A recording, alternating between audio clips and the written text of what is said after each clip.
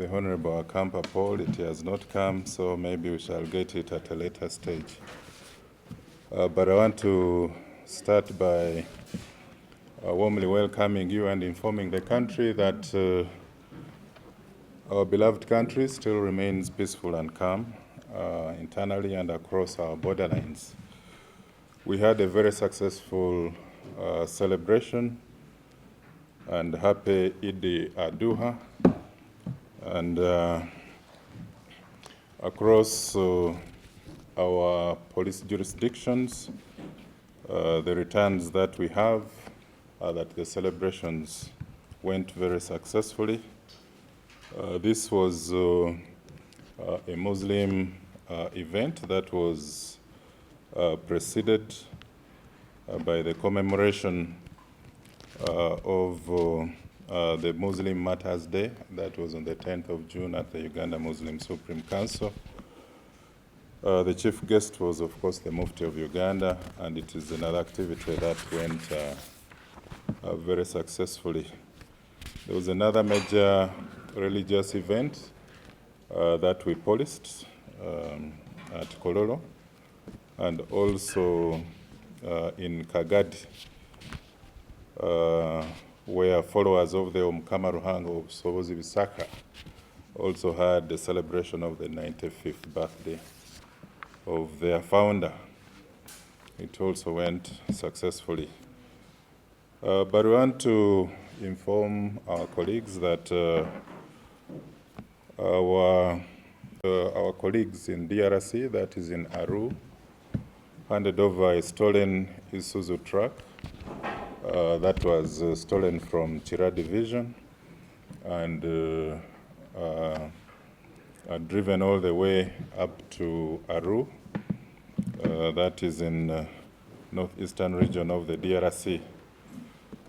Because of the joint cross-border initiatives in West Nile and northeastern region of the DRC, we were able to coordinate our efforts and successfully recovered the Isuzu Elf truck under registration number UBH 638T. Like I said, it was stolen from Chira Division on the 13th of June and driven up to the DRC. So we furnished intelligence to our counterparts, and they intercepted and impounded this truck, and which they managed to hand over to the police in Northwest Nile region. Go and check those guys, what they're doing. Then there are also 3 suspects who were arrested, all Ugandans. Let's hold on a moment so that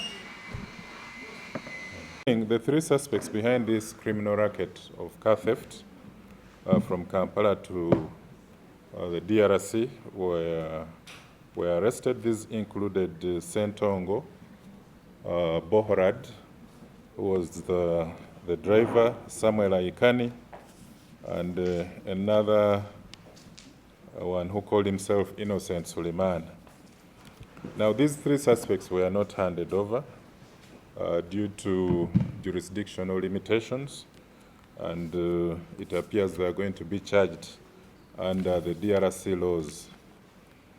So we are now carrying out verification of ownership so that we can have the vehicle handed over to the owner. But of course, we want to thank our joint security agencies in West Nile region, the customs officials, for working closely with our counterparts from the DRC in fighting cross-border crimes. A university student and another wildlife trafficker who were arrested for being in the illegal possession of wildlife species in Kasese.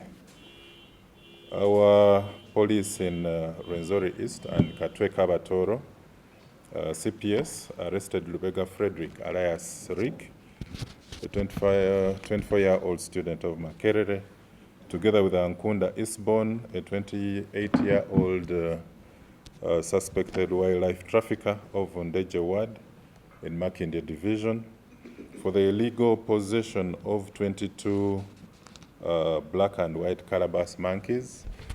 By the time we intercepted them, 15 of the calabash monkeys were alive, 7 were dead. Then we got them with 9 purely black monkeys. 5 were dead, 4 were alive.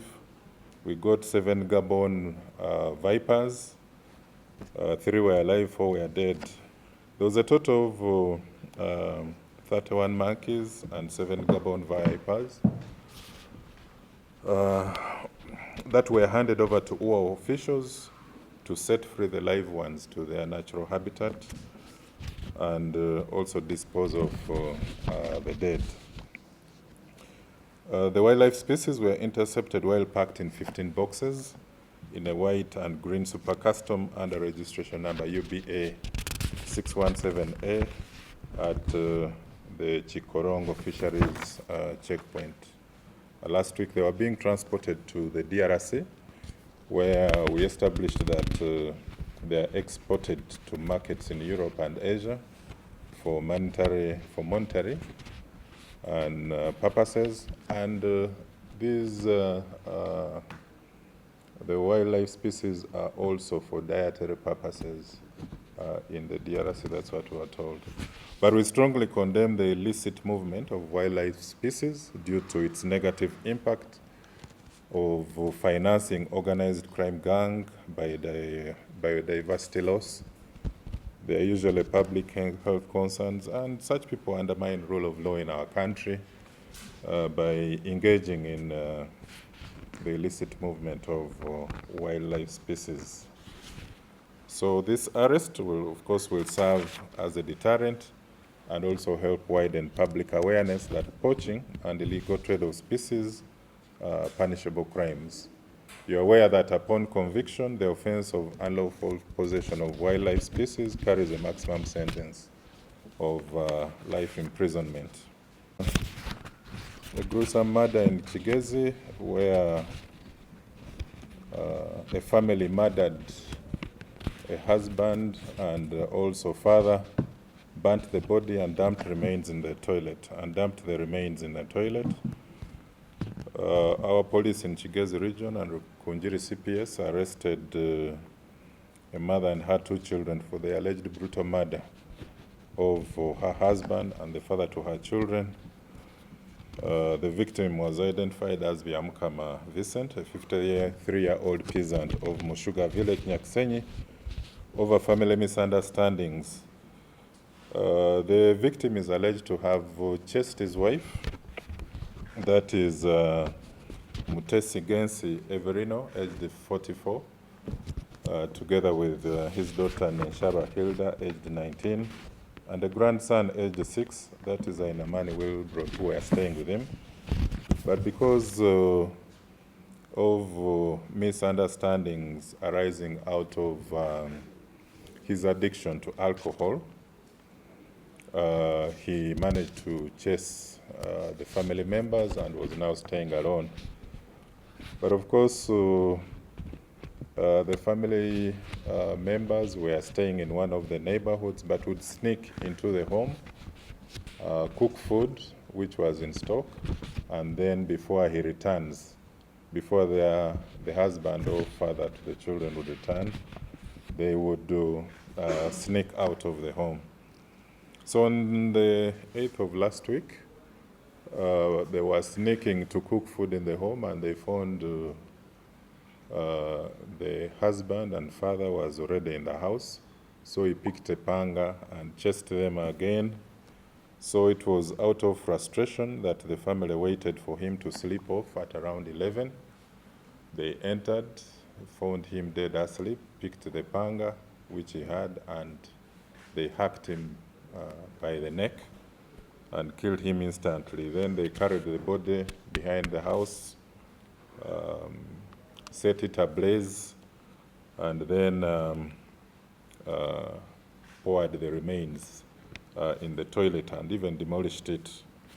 So it took the intervention of relatives of the victim who piled pressure, and that is when it was established that the remains of the victim were poured into the toilet. So police and the community excavated the toilet, and we recovered a human skull and bones and other remains of the victim, a walking stick, a burnt mattress.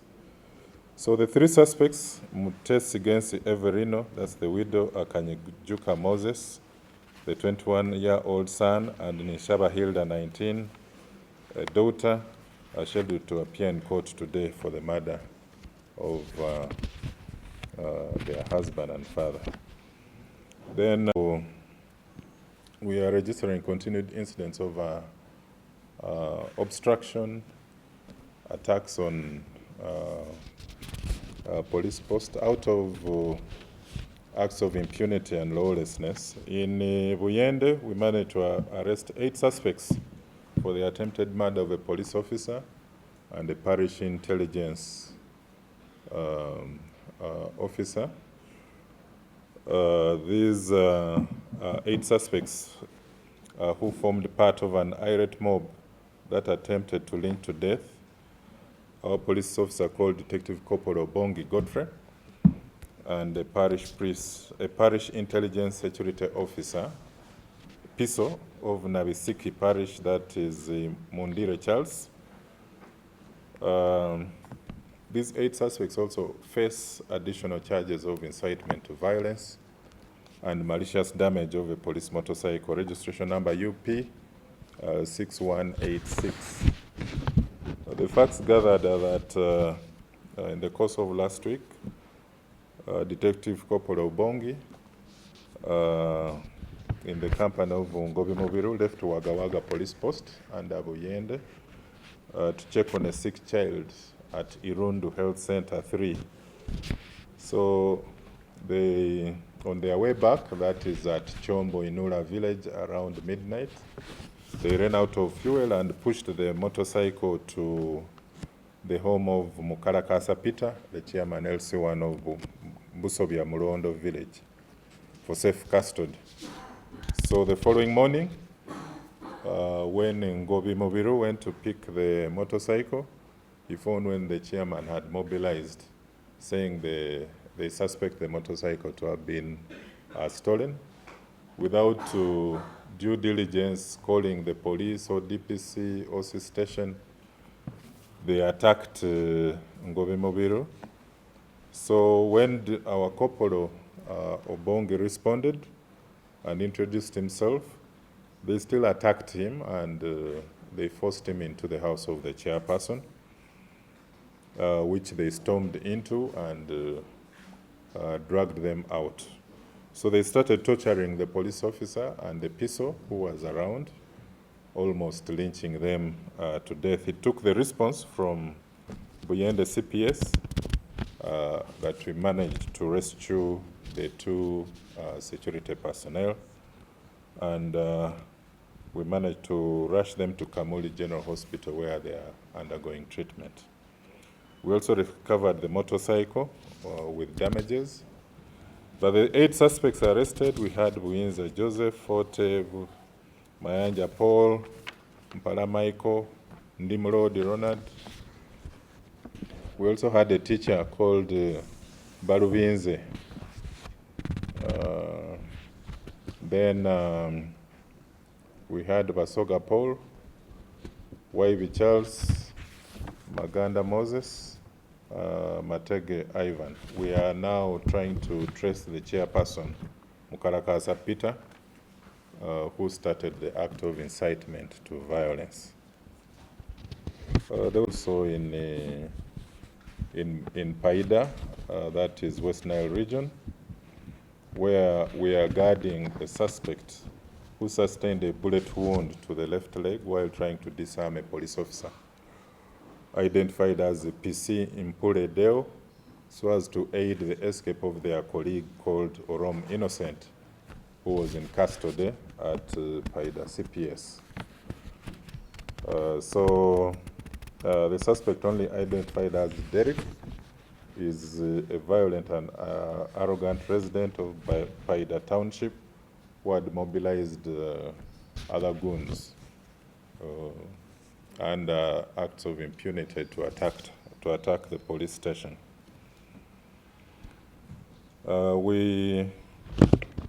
During the shot to the left leg, and that's when he was subdued and rushed to Goli Hospital for treatment. His accomplice, called Jakonyi Robert, was arrested at police for inciting violence and obstruction of officers on lawful duty. Both our officers, PC Oloko Lawrence and Police Constable Puledeo, are also undergoing treatment. Of course, these are acts that we continue to condemn. Tuke, there was also another attack on a police officer, where now North Choga Police and Otuke CPS put up a serious manhunt for Ochen, a former convict, who waylaid our police officer attached to Ogoro Police Post called Kopolo Awio Alfred, and stabbed him with using a spear twice from the back. Stabbed the first time, pulled the spear, stabbed him the second time. That was at Temboke village in Otuke district. Our officer was strong to put up a fight, disarmed the suspect, and who immediately escaped from the scene. So we managed to rush him to Lira University Teaching Hospital, where he's now out of danger. Our welfare team has proceeded there and trying to see how to assist with medical expenses and care. North Choga and Kore region, we also had another incident where that is residents in a Parabok cell in Akaro Town Council in Kole District attacked our police post.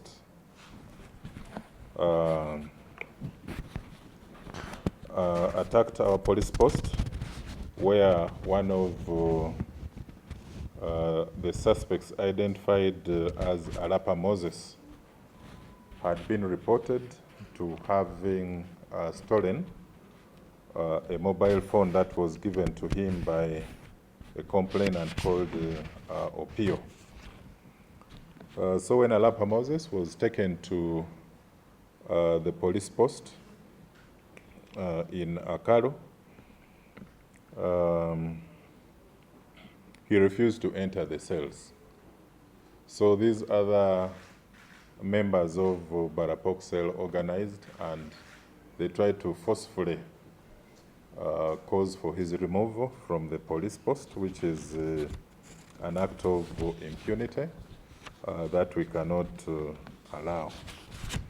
So in the process of preventing the detention of the suspect, they assaulted our police officers, Kopolo Kelo and another one.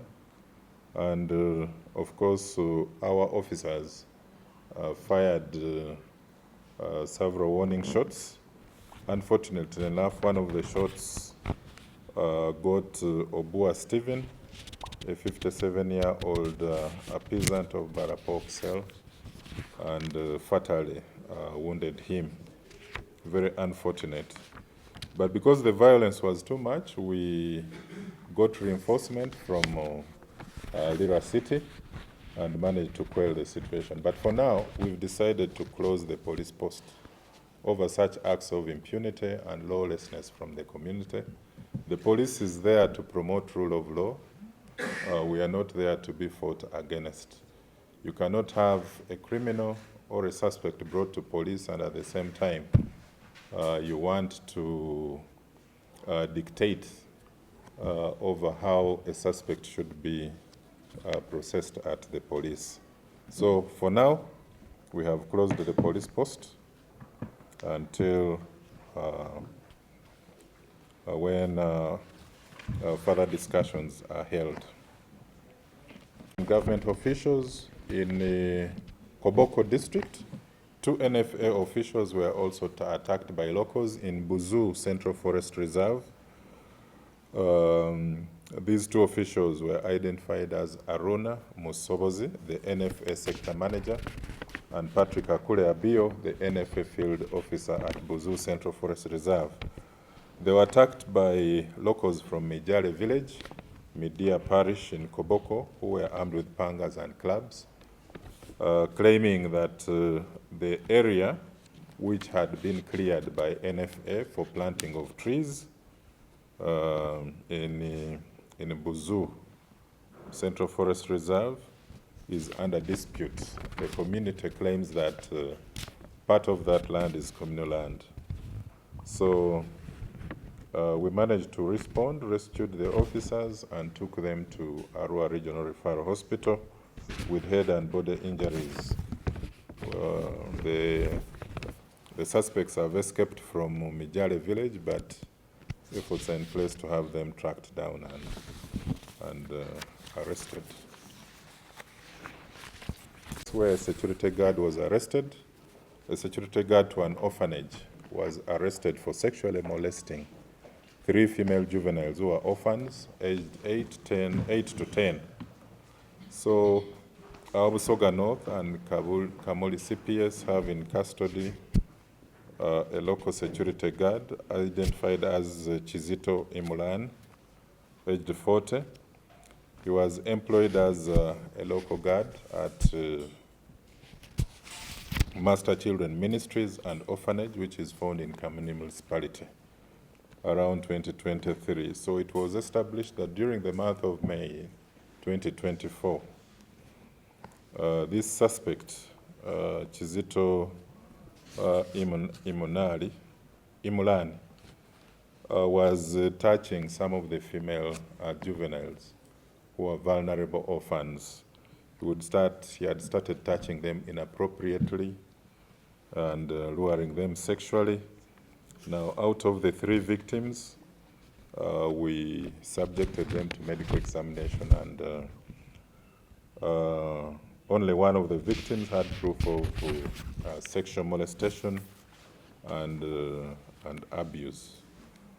The hymen was not fully ruptured, which means probably he was still molesting her and trying to groom her into an act of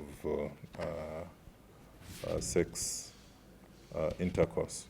But we are glad that the victims, despite their ages of 8, 8, and 10, took courage and reported the matter to the matron, who alerted the school leaders. And police, of course, had to come in and have the suspect arrested. We have him on 1 count of aggravated defilement and 2 other counts of indecent assault. So this arrest should be a deterrent to other child predators who take advantage of vulnerable children.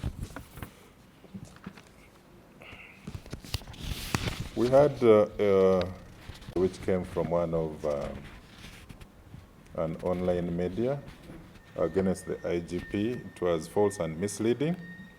So we want to indicate that that story from the spy report was malicious and misleading. They were claiming that there was tension at police headquarters, that the IGP had refused to sit in the office of the IGP, was on the 1st floor. All these are very malicious and false, baseless statements. I don't know where spy reports gets such speculative stories. I think they need to style up. In addition, they were saying that we were chased from the main boardroom, but we've been holding our press briefings from here, from the forensics boardroom, from the main boardroom there. We also have another boardroom at the Directorate of ICT. So you can imagine, is this something that is worth really bringing out? And even claiming that the IGP questioned the relevance of secretaries. Right now, the IGP has a secretary, the DIG has a secretary. So how do these editors really work? But anyway, we know these are baseless allegations. This is a media outlet that has always indulged in tarnishing the reputation of a number of institutions, including police. I believe they were trying to seek attention from the new leadership and blackmail them. Some of them, of course, thrive out of blackmail, but the police is a rule-bound institution with very strict administrative policies. And I want to assure you that the new leadership is not swayed at all by the orchestrated propaganda from spy report. So we've given them opportunity to withdraw that statement, pull it down, and we demand an apology from them.